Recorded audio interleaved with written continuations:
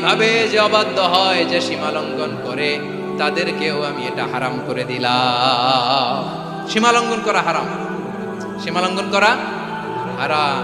আল্লাহ বারবার বারবার আমাদেরকে ওয়ার্নিং দেয়। যখন আমরা থামি না তখন আল্লাহ ধরে, আর যখন ধরে তখন ছাড়ে না।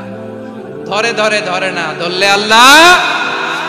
ফেরাউনকে কিন্তু হুট করে ধরে নাই, আপনারা জানেন 9 বার ওয়ার্নিং দিয়েছে ফেরাউনকে। আল্লাহ তাআলা ওয়ার্নিং দিয়েছিল কয়বার?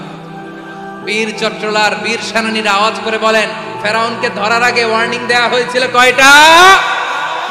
রব্বুল আলামিন বলেন, ওয়ালাকাদ আতাইনা মূসা 9 আয়াতিন বাইয়িনাত, 9টা মুআজিজা দেখিয়েছি।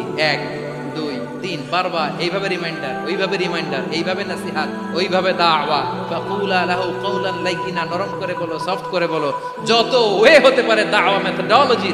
মূসা আলাইহিস সালামের সব অ্যাপ্লাই শেষ, 10ম বারে যে আল্লাহ ধরছে। 10ম বারে যে ধরেছে। এজন্য আল্লাহ বলেন, আমি সীমা লঙ্ঘনকে পছন্দ করি না।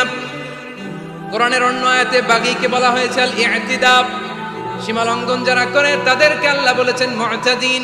ওয়াকাতিলু ফি সাবিলিল্লাহিল্লাযীনা ইউকাতিলুনাকুম ওয়া লা তা'তাদু ইন্নাল্লাহা লা ইউহিব্বুল মুতাদিন। আমি সীমা লঙ্ঘনকারীদেরকে কঠিনকালেও পছন্দ করি না। আমরা যেন সীমা লঙ্ঘন না করি, রাজি আছেন তো? যে কোনো ক্ষেত্রে ইবাদতে যেন সীমা লঙ্ঘন না করি। অনেকে আমরা ইবাদতে সীমা লঙ্ঘন করে ফেলি। বিশ্বনবী সাল্লাল্লাহু আলাইহি ওয়াসাল্লাম যেটা শিখিয়েছেন, এর বাইরে যে অতিরিক্ত বুজুর্গ হতে চায়, এরকম আছে না নাই? করা যাবে না, কোনো ক্ষেত্রেই সীমা লঙ্ঘন করা যাবে, এমনকি যুদ্ধ ক্ষেত্রেও না। বিশ্বনবী সাল্লাল্লাহু আলাইহি ওয়াসাল্লাম বলেন, খবরদার যুদ্ধ ক্ষেত্রেও সীমা লঙ্ঘন করো না। কি সুন্দর ইসলাম আমরা পেয়েছি। বিশ্বনবী বলেন, খবরদার যুদ্ধের ময়দানে কোনো নারীর গায়ে হাত তোলো না, কোনো শিশুর গায়ে হাত তোলো না, কোনো গবাদি পশু হত্যা করো না, কোনো শস্য ক্ষেত্র ধ্বংস করো না, ইবাদতরত অন্য ধর্মের কোনো সন্ন্যাসীর গায়ে হাত তোলো না। বলেন সুবহানাল্লাহ। তাহলে আমরা সীমা লঙ্ঘন করতে পারবো? প্রিয় ভাইরা, একটা সুখী, সমৃদ্ধ, শান্তির সমাজ, মানবিক সমাজ যদি আমরা গঠন করতে চাই, আমাদের আল্লাহর দেয়া কয়টা আদেশ মানতে হবে বলেন দেখি? সবাই বলেন কয়টা? আর বেঁচে থাকতে হবে কয়টা জিনিস থেকে? আওয়াজ করে বলেন কয়টা?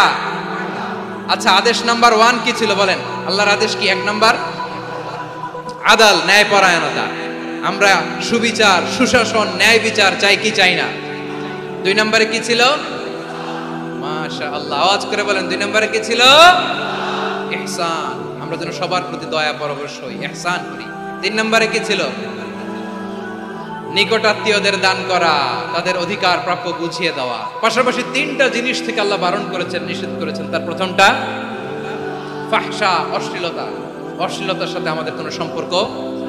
আজকের এই ঐতিহাসিক চট্টগ্রামের প্যারেড ময়দান থেকে আমরা যত ধরনের মা তাহারা মিনহা মা বাতান, প্রকাশ্য অপ্রকাশ্য, দৃশ্যমান অদৃশ্যমান, সব অশ্লীলতা থেকে নিজেদেরকে মুক্ত ঘোষণা করলাম।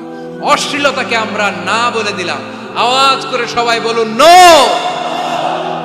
অশ্লীলতার সাথে আমাদের কোনো সম্পর্ক। 2 নম্বর নিষেধাজ্ঞা কি ছিল? আল মুনকার, সমাজের যত মন্দ কাজ এগুলোকে আমরা প্রতিরোধ করব। রাজি আছেন তো সবাই? 3 নম্বরে আল বাগী, সীমালঙ্ঘন।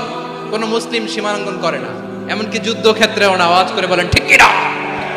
রব্বুল আলামিন শেষে বললেন, ইয়াইদুকুম লাআল্লাকুম তাযাক্কারুন, আল্লাহ তোমাদেরকে উপদেশ দেন যাতে তোমরা শিক্ষা গ্রহণ করো। আমরা উপদেশ দেব, আমরা জোর করে কাউকে কিছু মানাতে চাই না। লা ইকরাহা ফিদ্দিন ওয়া যাক্কির ফা ইন্না যিকরা তানফাউল মুমিনিন। উপদেশ দিলে এটা মুমিনদের কাজে দেয়। লাস্তা আলাইহিম বিমুসাইতির ইন্নামা আনতা মুযাক্কির। নবী হে, আপনি রিমাইন্ডার দাতা, আপনি উপদেশ দিবেন। আমরাও বিশ্বনবীর এই হাদিসগুলো থেকে, কোরআনের আয়াত থেকে রিমাইন্ডার, এই কথামালা, বাণীবাহক হিসেবে এই বাণীগুলো আপনাদের সাথে কাছে পৌঁছে দিলাম। আমরা আল্লাহ তাআলার কাছে প্রার্থনা করি, আল্লাহ আমরা যেন আদল দিয়ে আমাদের সমাজকে গঠন করতে পারি। আল্লাহ আমরা যেন ইহসান করতে পারি, আমরা যেন নিকটাত্মীয়দের দান করতে পারি। আল্লাহ যত ধরনের অশ্লীলতা, অনাচার, মন্দ কাজ, সীমালঙ্ঘন, অবাধ্যতা থেকে যেন আমরা বেঁচে থাকতে পারি। আল্লাহ তাআলা আমাদের সবাইকে কথাগুলো বোঝার ও আমল করার তৌফিক দান করুন।